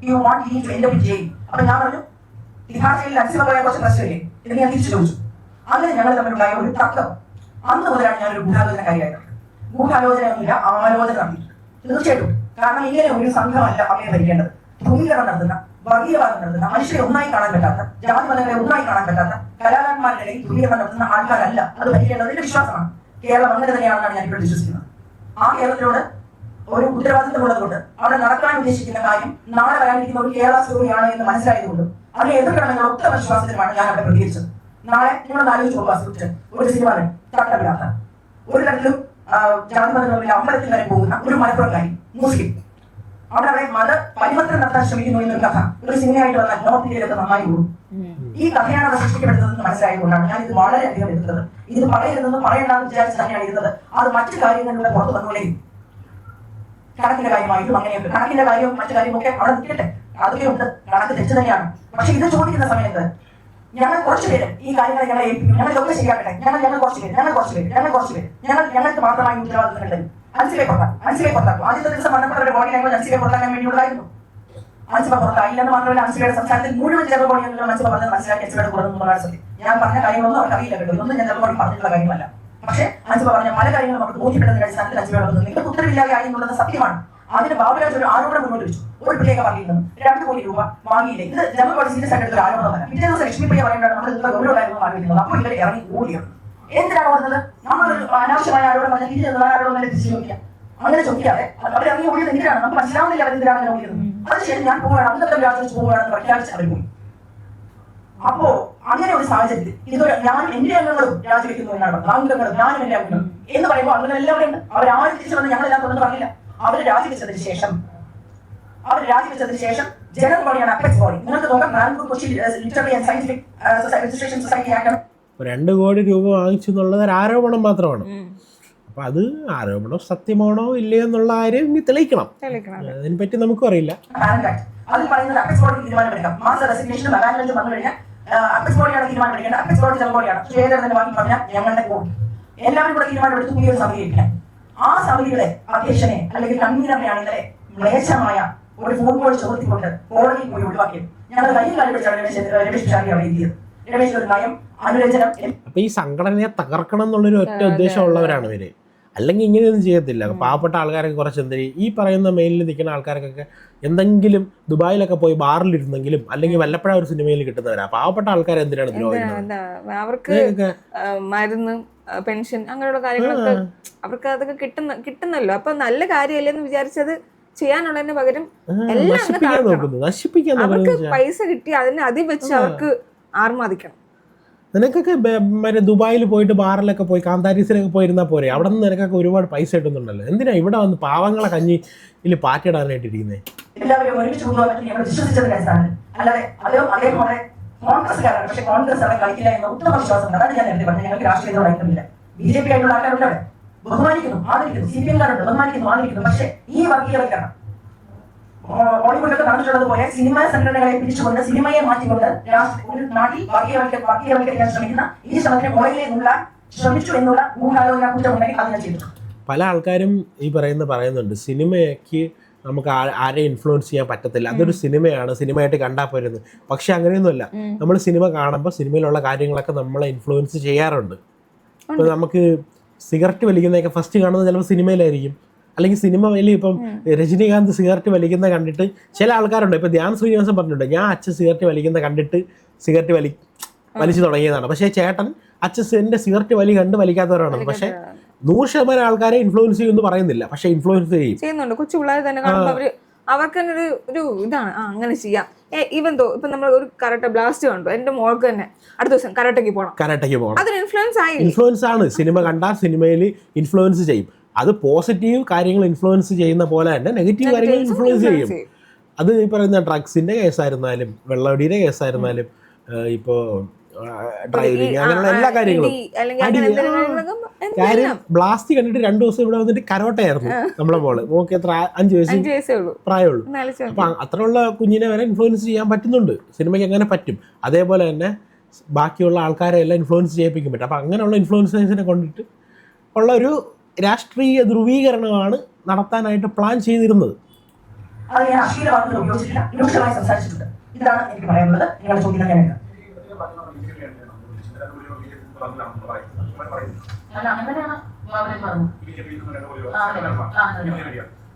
കാൻഡിഡേറ്റ്സിനെ മത്സരിക്കാൻ കൊടുക്കാം എന്ന് പറഞ്ഞു, സ്ഥാനാർത്ഥികളെ കൊടുക്കാൻ പറഞ്ഞു. അങ്ങനെ പറഞ്ഞത്. പക്ഷെ അതൊന്നും നമുക്ക് ഏറിയല്ലോ. അങ്ങനെ മാറിയിട്ടില്ലെങ്കിൽ ജനറൽ ബോഡിയല്ലേ. ശ്വേതാമേനോൻ എപ്പോഴും സംസാരിക്കുന്നത്, മീഡിയയുടെ മുമ്പിൽ വന്ന് സംസാരിക്കുന്നത് ഞങ്ങളുടെ കോടതി എന്ന് പറയുന്നത് ജനറൽ ബോഡിയാണ്, നമ്മുടെ ജനറൽ ബോഡിയാണ്. ആ ജനറൽ ബോഡിയിൽ ഞങ്ങൾ ജനറൽ ബോഡി എന്ത് തീരുമാനിച്ചാൽ ഞങ്ങൾ അംഗീകരിക്കും എന്നാണ് പറഞ്ഞിട്ടുള്ളത്. അപ്പൊ ആ കോടതിയുടെ മുമ്പിൽ അങ്ങനെ ആരോപണം വരുമ്പോൾ അത് അവിടെ കയറിയല്ലേ, അവിടെ കയറിയ അടുത്ത സെക്കൻഡില് അവർ ഇറങ്ങി പോകട്ടെ, ഞാൻ അംഗങ്ങൾ രാജിവെക്കണം എന്ന് പറഞ്ഞിട്ട് ഇറങ്ങി പോകട്ടെ. ഇതിന് പുറത്ത് വന്നിട്ട് മീഡിയയിൽ പറഞ്ഞത് ഞാൻ രാജിവെക്കുന്നു, ഞാൻ അംഗങ്ങൾ രാജിവെച്ചു, ഞാൻ എന്റെ കമ്മിറ്റി രാജിവെച്ചു, എനിക്ക് പാവയായി ഇരിക്കാൻ സാധിക്കില്ല, എനിക്ക് പാവയായി ഇവിടെ നിന്ന് വയ്ക്കാൻ സാധിക്കില്ല എന്നാണ് പറഞ്ഞത്. അങ്ങനെ പറയാൻ എന്താണ്? അങ്ങനെ അവർ ആരാണ് പാവയായി ഭരണസമിതി ചുമതലയേറ്റതിന് ശേഷം 10 മാസം പാവമായിട്ടിരിക്കണ്ട? നിങ്ങൾക്ക് ചോദിക്കാമല്ലോ, ഞാൻ 2 കോടി രൂപ വാങ്ങിച്ചതിന് എന്താണ് തെളിവ്? ആരോപിക്കുമ്പോഴത്തേക്ക് പറയാലോ എന്താണ് തെളിവ്. അങ്ങനെ ഒന്നും ചെയ്യാതെ നിങ്ങൾ എന്തിനാ അവിടെ നിന്ന് ഇറങ്ങിപ്പോയി? നിങ്ങൾ ചെയ്തിട്ടില്ലെങ്കിൽ നിങ്ങൾക്ക് ധൈര്യമായിട്ട് ചോദിക്കാം. ഷേതൊക്കെ സത്യം പറഞ്ഞാൽ അത്യാവശ്യം എല്ലാ കാര്യത്തിലും നല്ല രീതിയിൽ സംസാരിക്കുന്ന ഒരാളാണ്. അറിയാത്ത പോലെയാണ് ഇന്നലത്തെ ഫോണിൽ അയ്യോ അങ്ങനാണോ ഇങ്ങനാണോ എന്നുള്ള മട്ടിലൊക്കെ സംസാരിച്ചത്. 10 മാസം അവരാരാണ്? അമ്മയിലെ ഏത് അംഗങ്ങളാണ് അവരുടെ ഭരണത്തിൽ ഇന്റർഫെയർ ചെയ്ത് നിങ്ങൾ ഇങ്ങനെ ഭരിക്കണം, നിങ്ങൾ ഇങ്ങനെ ഞങ്ങൾ പറയുമ്പോൾ അനുസരിക്കണം പറഞ്ഞാൽ ആരെങ്കിലും പറഞ്ഞിട്ടുണ്ടെങ്കിൽ അത് ജനറൽ ബോഡി പറയട്ടെ, ഞങ്ങൾ അറിയണത്. അങ്ങനെ പറഞ്ഞാൽ അവർ പറയാതെ ഇപ്പോഴും അവർ നിഗൂഢതയായിട്ട് വെച്ചിട്ട് പറയാം. അവർ ആദ്യത്തെ പത്രസമ്മേളനം കഴിഞ്ഞ് ഭരണത്തിൽ വന്ന ആദ്യത്തെ പത്രസമ്മേളനം എന്താ പറഞ്ഞത്? ഞങ്ങൾ അതിജീവിനെ തിരിച്ചു കൊണ്ടുവരും, പുറത്തുപോയ എല്ലാ സ്ത്രീകളെയും ഞങ്ങൾ തിരിച്ചു വിളിക്കുന്നു. ജനറൽ ബോഡി പറയില്ല, അംഗങ്ങൾക്ക് കത്തയക്കണ്ടേ? ഞാൻ ഇങ്ങനെ പത്രസമ്മേളനം നടത്തിയതിനു ശേഷം എനിക്ക് ആ കാര്യം ചെയ്യാൻ പറ്റുന്നില്ല, ഇങ്ങനെ അംഗങ്ങൾ എന്നെ വിളിച്ച് ഭീഷണിപ്പെടുത്തുന്നു, അത് പറയാൻ പാടില്ല, അങ്ങനെ ചെയ്യാൻ പാടില്ല എന്ന് പറയും. അത് അംഗങ്ങളെ ഞങ്ങൾക്ക് അറിയില്ലേ? അതൊന്നും അവിടെ പറയുന്നില്ല. ഇങ്ങനെ മാറി സംസാരിച്ചുകൊണ്ടിരിക്കുകയാണ്. അതുകൂടാതെ തന്നെ എനിക്കറിയാൻ കഴിഞ്ഞത്, ഞങ്ങൾക്ക് എല്ലാവർക്കും അറിയാൻ കഴിഞ്ഞിട്ടുള്ളത്, പിന്നെ ഈ പറയുന്ന അതിജീവിതയോ പുറത്തുപോയ സ്ത്രീകളെ ഔദ്യോഗികമായിട്ട് ഇവർ ഫോണോട് പറ്റി ചോദിച്ചിട്ടില്ല എന്നുള്ളതാണ് എനിക്ക് അറിയാൻ. പിന്നെ ഗൂഢാലോചന മാന മാത്രമല്ല, ഇത് ജനറൽ വഴി തന്നെ പറയുന്നത് ഗൂഢാലോചനയാണ് ഞങ്ങളെ പുറത്തെ ഗൂഢാലോചന നടത്തി. ആരാ ഗൂഢാലോചന നടത്തിയത്? ഞാൻ ഇതിൽ ചിന്തിച്ചു, ആരാ ഗൂഢാലോചന നടത്തിയത്? യു എന്ന് പറഞ്ഞത് ഷൗട്ട് ചെയ്യുന്നത്. ഗൂഢാലോചന എന്ന് വെച്ചാൽ നമ്മളെ ഒരു ഇംഗ്ലീഷ് അല്ലെങ്കിൽ ഒരു അവിശ്വാസ പ്രമേയം എന്ന് പറയുന്നത് ജനറൽ ബോഡിയുടെ അവകാശമാണ്. ജനറൽ ബോഡിയുടെ അവകാശം നടപ്പിലാക്കാൻ ഞങ്ങൾ ശ്രമിച്ചിരുന്നത് സത്യമാണ്. ഞങ്ങൾ പരസ്പരം അങ്ങോട്ടും ഫോൺ വിളിച്ച് ചോദിച്ചിരുന്നു, വിളിച്ചിട്ടുണ്ടായിരുന്നു. ഞങ്ങൾക്ക് താല്പര്യമുണ്ടോ? അപ്പൊ പലരും പറഞ്ഞത് ലക്ഷ്മിപ്രിയെ പുറത്താക്കിയാൽ മതി, ചിലർക്ക് ഇവരെ എല്ലാവർക്കും ലക്ഷ്മിപ്രിയനെ പുറത്താക്കിയാൽ മതി, അത് പൊതുശല്യമാണ്. അതുകൊണ്ട് അതിനെ പുറത്താക്കി കളയണം. അതിലും വലിയ തലകൾ അവിടെ ഉണ്ട് ഈ പുറകില്. ഒപ്പ് ശേഖരണത്തിലേക്ക് വന്നു. 21 ദിവസം മുമ്പ് കൊടുത്താൽ മാത്രമേ ഇത് നടപ്പിലാകുമെന്ന് ഞങ്ങൾക്ക് പറയാം. ഇവിടെ പല ആൾക്കാരും ജിമ്മിനോട് അടക്കം എന്നെ വിളിച്ച് ചോദിക്കുന്ന സമയത്ത് ഞാൻ പറഞ്ഞു, ഇത് ഒരിക്കലും ആശ്വാസമയം ആവില്ല, കാരണം 20 ഡേയ്സ് മുമ്പ് കൊടുക്കണം. പക്ഷെ ഞങ്ങൾ അന്ന് അവിടെ അത് വായിക്കാം, കാരണം ഞങ്ങൾക്ക് നോട്ടീസ് തന്നില്ല. അപ്പൊ അതുകൊണ്ട് വായിക്കാം എന്നുള്ള നിലയ്ക്കൊക്കെ ആലോചിച്ചിരുന്നു. പക്ഷെ വേണ്ടിയൊന്നുമില്ല, കാരണം കണക്ക് കാണിക്കാതെ ഇത് മൊത്തത്തിൽ ഡിസോൾവ് ചെയ്യുന്ന സാഹചര്യം വന്നപ്പോൾ മാൻഡേറ്റ് പോയി അവർക്ക്. കണക്ക് കാണിക്കാതെ എല്ലാവരും ഏതെങ്കിലും ഒക്കെ സെക്രട്ടറിയാക്കി വായിക്കും. കണക്ക് കാണിക്കാതിരിക്കാൻ കണക്ക് തരാതിരിക്കാൻ അവകാശമുണ്ടോ ഒരു എക്സിക്യൂട്ടീവ് കമ്മിറ്റിക്ക്? അവരവിടെ കണക്ക് കാണിക്കാതിരുന്നാൽ അതിന്റെ മാൻഡേറ്റ് നഷ്ടപ്പെട്ടു. മാൻഡേറ്റ് നഷ്ടപ്പെട്ട് കഴിഞ്ഞാൽ അവർക്ക് അവിടെ പോകേണ്ടി വരും എന്നുള്ള സാഹചര്യം വന്നപ്പോൾ അവർ ഇറങ്ങി ഓടി, അവര് രാജിവെച്ചു എന്ന് പ്രഖ്യാപിച്ചു. എന്നിട്ടും രാജിവെച്ചു. ഞങ്ങളോട് മാത്രമല്ല, പത്രക്കാരോട് പിറ്റേ ദിവസം പ്രഖ്യാപിച്ചതിന് ശേഷം 20 ദിവസത്തിന് ശേഷം വന്നിട്ട് ഞങ്ങൾ തിരിച്ചു വരണം. ഒന്നിൽ 2 കാര്യമാണ്. എല്ലാവരും പോയി വിളിക്കുമെന്ന് വിചാരിച്ചിട്ടുണ്ടാവും. രണ്ടാമത് ഇതിന്റെ പിന്നിൽ പ്രവർത്തിക്കുന്ന ആരെങ്കിലും ഉണ്ടെങ്കിൽ നിങ്ങളെ അവിടെ അവര് വിചാരിച്ച് ആദ്യം രാജിവെച്ച് പോകുമ്പോ എല്ലാവരുടെ ചെന്ന് വിളിക്കുന്നു കേട്ടോ. ഇപ്പൊ ആരും വിളിക്കാതെ വന്നപ്പോഴത്തേക്കാണ് ഞാൻ രാജിവെച്ചിട്ടില്ല,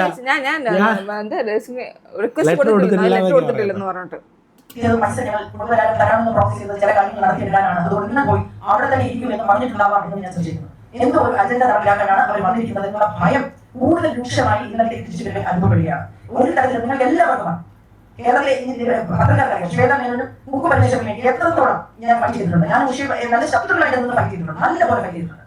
പക്ഷെ ഗതികേട് കൊണ്ട് നാണം കേട്ട് ആണ് നിങ്ങളുടെ അടുത്ത് കുറ്റബോധത്തോടെ സംസാരിക്കുന്നത്. ഇതിനല്ല അവരെ തീർച്ചയായിട്ടും ഇവിടെ മനുഷ്യരെ തമ്മിൽ വിഭജിക്കാനും ഇവിടെ ജാതി പറയാനും അല്ല ഞങ്ങളുടെ രീതി.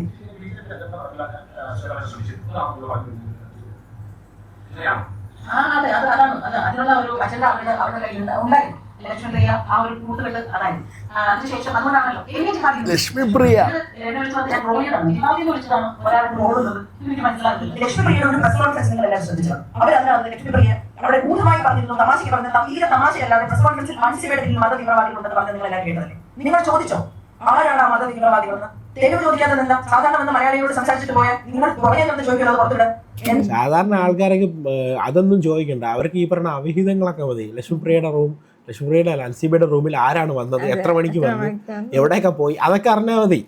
അതൊക്കെ കൊടുത്താലല്ലേ ആൾക്കാർ കേൾക്കൂ, അതൊക്കെ പറയൂ. എന്താ ചോദിക്കാതെ? എന്തുകൊണ്ടാണ് അവർ ഇപ്പോഴും അത് പറഞ്ഞിട്ട് ഇവിടെ സ്വസ്ഥമായി നടക്കാൻ സാധിക്കുന്നത്? എന്തെല്ലാം പറഞ്ഞ് വ്യക്തിപരമായി ആക്ഷേപിച്ചു. ആ ഇപ്പൊ ഒരു ചാനലിൽ വന്ന ഇപ്പോൾ എന്റെ അച്ഛനെ വിളിച്ച് പറയുകയാണ്, ചേച്ചി 9 മാസം ഞാൻ ഇതാണ് അനുഭവിച്ചുകൊണ്ടിരുന്നത്. ഒരു കാര്യം പറയുമ്പോൾ പണം വെട്ടിക്കരുതെന്ന് പറയുമ്പോൾ, എക്സിക്യൂട്ടീവ് കമ്മിറ്റി തീരുമാനമെടുത്ത പണമേ ചെലവാക്കാവൂ എന്ന് പറയുമ്പോൾ, തൂത്ത് കടത്തരുതെന്ന് പറയുമ്പോൾ, ഈ പണം ഇതിനുള്ളതല്ല എന്ന് പറയുമ്പോൾ, വ്യക്തിപരമായി ഇരുന്ന് ഇതുപോലത്തെ അശ്ലീലം പറഞ്ഞ് എന്നെ മുഴുവൻ സമയം നോക്കിയും അത് കേട്ട് ചിരിച്ചുകൊണ്ടിരുന്ന കുറെ പേരെയുമാണ് ഞാൻ അവിടെ കണ്ടത്. ചേച്ചി ഇതാണ് ഞാൻ അനുഭവിച്ചത് എന്ന് പറയാം.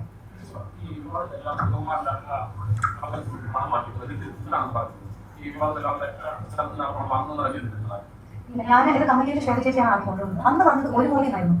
അത് എഗ്രിമെന്റ് ആയപ്പോൾ 75 ലക്ഷമായി മാറി. 25 ലക്ഷം പോയി നിൽക്കാൻ തോന്നും. എഗ്രിമെന്റ് ആയപ്പോൾ 75 ലക്ഷമായി. പക്ഷെ ഈ ഒരു കാര്യം കൊണ്ടുവന്നപ്പോൾ ഞാൻ എതിർത്തു. നമ്മുടെ ധാർമ്മികതയ്ക്ക് ചേരുന്നതല്ല ഈ കാര്യം. അമ്മ 32 കോടി രൂപ എഴുതിയപ്പം തന്നെ 25 പോയി. വർഷമായിട്ട് ഒരു മതസ്ഥാപനങ്ങളും കടന്നുപോയിട്ടില്ല, ഒരു മതചിഹ്നങ്ങളും കടന്നുപോയിട്ടില്ല. ഇന്ന് നിങ്ങൾ ഒരു ചെമ്പ് കൊണ്ടുവരാണെങ്കിൽ നാളെ ഒരു മോസ്ക് വരും, പിന്നീട് ചേർച്ച് വരും, അങ്ങനെ മതസ്ഥാപനങ്ങൾ വരും, ഒരുപാട് രാഷ്ട്രീയ പാർട്ടികൾ വരും. അത് വരാൻ പാടില്ല.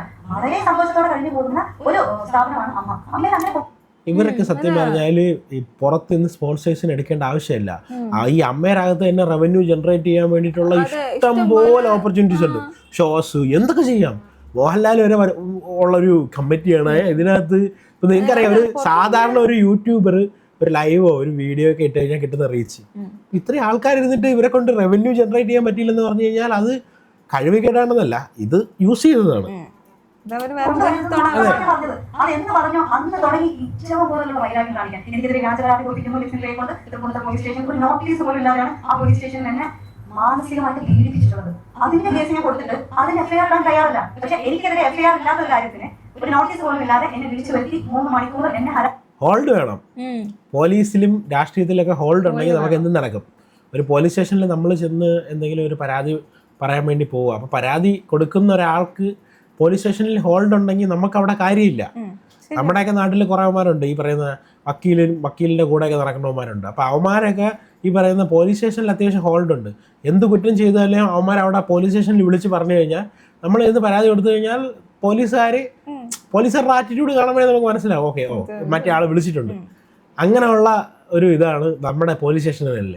പിന്നെ അവരെ കുറ്റം പറയാൻ പറ്റത്തില്ല. യുവമാരൊക്കെ വിളിച്ച് പറയുമ്പോഴത്തേക്ക് അവരൊന്നും ചെയ്തില്ലെങ്കിൽ അവന്മാരൊക്കെ പണി കിട്ടും. അവരൊക്കെ ഇതേപോലത്തെ ഈ ചെറിയ മറ്റേ നീർക്കോലി മതി അത്താഴം മുടങ്ങാനെന്നുള്ള രീതിയിലാണ്. അങ്ങനെയുള്ള പ്രശ്നങ്ങളുണ്ട്. അതാണ് ഈ പാൻസി പറയുന്നത്. പോലീസുകാർക്ക് കഴിയുമായിരുന്നു. അതിനുശേഷം ഞാൻ ചിന്നി ടൗണിൽ പരാതി കൊടുത്തു. എഫ്ഐആറില്ല. കടന്ന പോലീസ് സ്റ്റേഷനിലാണ് ഞാൻ പോയിട്ട് പരാതി കൊടുത്തത്. ഇതിന് കേസ് എടുക്കാൻ പറ്റില്ല എന്ന് പറഞ്ഞ് ഒഴിവാക്കി വിട്ടു. പിന്നീട് ഞാൻ അത് കോടതിയിൽ പോയിട്ടാണ് ഞാൻ അത് എഫ്ഐആർ ഇടിച്ചത്. നിങ്ങൾ എല്ലാവരും കണ്ടിട്ടുണ്ടാവുന്നത്. അത് കഴിഞ്ഞിട്ട് ലക്ഷ്മിപ്രിയ എന്ന് പറയുന്ന വ്യക്തി ട്രെയിലർ ഇറക്കുന്നു, ടീസർ ഇറക്കുന്നു, പ്രീമിയർ ചെയ്യുന്നു, ഒരു സ്ത്രീയെ വ്യക്തിഹത്യ ചെയ്യുന്നുണ്ട്. നമ്മൾ ആലോചിച്ച് നോക്കണം, കേരളത്തിലാണ് നടക്കുന്നത്. അത് എന്തെങ്കിലും തെളിവുള്ള എന്തെങ്കിലും കാര്യമാണ്. ഓക്കെ, തെളിവുണ്ട്. അൻസീബ വേറൊരു പയ്യനുമായിട്ട് റൂമിൽ അൻസിബാന് നേരത്തെ പറഞ്ഞിട്ടുണ്ട് എത്ര വർഷമായിട്ടുള്ള റിലേഷൻഷിപ്പ് ആണെന്ന് പോലും. അത് എന്തിനാണ് ഇങ്ങനെ ഈ വക വൃത്തിയായിട്ട് കാണിച്ചത്. സ്ത്രീ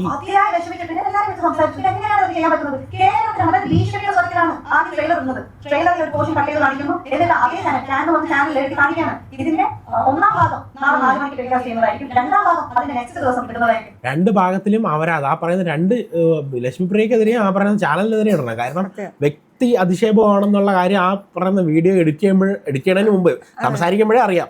അതിനകത്ത് ഒരൊറ്റ കാര്യമില്ലെന്നുള്ള കാര്യം അറിയാം. പിന്നെ അത് സംരക്ഷണം ചെയ്യേണ്ട ഒരു ആവശ്യമില്ലായിരുന്നു.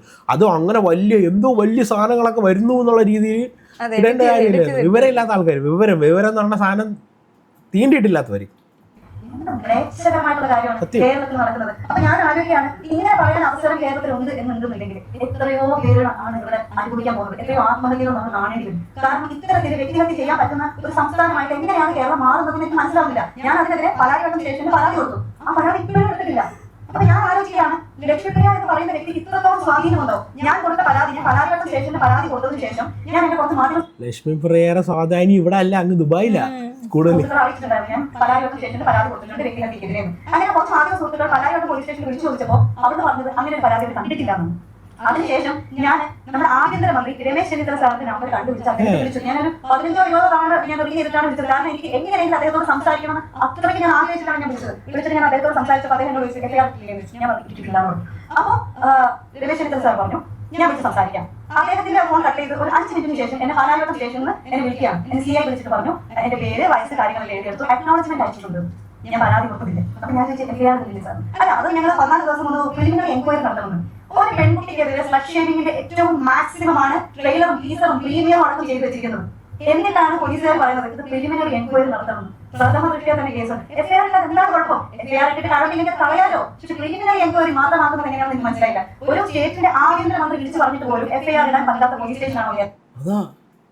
പോലീസ് സമ്പ്രദായത്തിന്റെ ഏറ്റവും മുകളിലിരിക്കുന്ന ആളാ. ഇത്രയൊക്കെ ഇൻഫ്ലുവൻസും കാര്യങ്ങളൊക്കെ ഉള്ള ആൾക്കാരായിട്ട് ഇങ്ങനെ പാവപ്പെട്ട ആൾക്കാരുടെ സാധാരണക്കാരുടെ ഒന്ന് ആലോചിച്ച് നോക്കണം. ഇപ്പൊ സാധാരണക്കാരിൽ ഒരാൾക്ക് എന്തെങ്കിലും പറ്റി, ഈ പറയുന്ന ലക്ഷ്മിപ്രിയനെയോ ടിനി ടോമിനെയൊക്കെ കൊണ്ട് എന്തെങ്കിലും പറ്റിയെന്ന് വെച്ചോ, എന്തിനായിരിക്കും അവസ്ഥ? ഇവരെയൊക്കെ ആയോണ്ട് ഇത്രയും ഇവരായിട്ടും ഇങ്ങനെ ലക്ഷ്മിപ്രിയ പോലുള്ള ഒരാൾക്കൊക്കെ ഇങ്ങനെ ചെയ്യാൻ പറ്റുമെങ്കിൽ അതിനെക്കാട്ടിയും വലിയ പൊസിഷനിലൊക്കെ ഇരിക്കുന്ന നടീ നടന്മാർക്കൊക്കെ എന്തും ചെയ്യാം. തൊടാൻ പോലും പറ്റത്തില്ലായിരിക്കും. പോലീസ് എന്ന് പറയുന്ന സമ്പ്രദായം ഇവിടെ പോലീസിനെ ഒരു രീതിയിൽ പറയുകയാണെങ്കിൽ ഈ പറയുന്ന രാഷ്ട്രീയക്കാർ ഒരുപാട് ഇൻഫ്ലുവൻസ് ചെയ്യുന്നുണ്ട്, സിനിമാക്കാരുടെ ഇൻഫ്ലുവൻസും ഉണ്ട്. പക്ഷെ നല്ല പോലീസുകാരുണ്ടെന്ന്, നല്ല പോലീസുകാർ ഒത്തിരി ഉണ്ട്. പക്ഷെ ഇതേപോലത്തെ തെണ്ടുകളും ഉണ്ട്, പൈസ വാങ്ങിയിട്ട് ചെയ്യുന്നത്, പിന്നെ അവരുടെ ഓരോരോ കാര്യങ്ങൾക്ക് വേണ്ടി ചെയ്യുന്നത്. അങ്ങനെയുള്ള ഒരുപാട് പോലീസുകാരുണ്ട് പോലീസ് സ്റ്റേഷനിൽ കാണാം. പക്ഷെ നല്ല പോലീസുകാരുണ്ട്.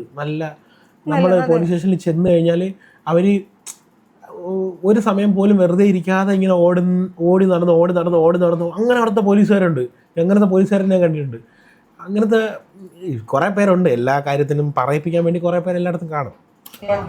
അപ്പൊ നമ്മൾ ആലോചിക്കേണ്ടിയിരിക്കുന്നു, കേരളത്തിലുള്ള പോലീസ് സ്റ്റേഷനുകൾ എല്ലാം ഇങ്ങനെയാണോ ഇങ്ങനെയല്ല എന്ന് നമ്മൾ തീർച്ചയായിട്ടും അറിയണം. ഓപ്പറേഷൻ തൂഫാൻ നടക്കുന്നുണ്ട്. എനിക്ക് ആഭ്യന്തരമന്ത്രിയോടുള്ള റിക്വസ്റ്റാണ്, ഓപ്പറേഷൻ തൂഫാനോടൊപ്പം തന്നെ ചെയ്യേണ്ട ഒരു പ്രധാന കാര്യമാണ് പോലീസ് സ്റ്റേഷനിൽ പരാതിയുമായിട്ട് വരുന്ന സമയത്ത് പരാതി എടുക്കുന്നുണ്ടോ, അല്ലെങ്കിൽ പരാതിക്കാർക്ക് സ്വാധീനവും പണവും ഒന്നും ഇല്ലാന്നുണ്ടെങ്കിൽ അവരുടെ പരാതി എടുക്കില്ലേ?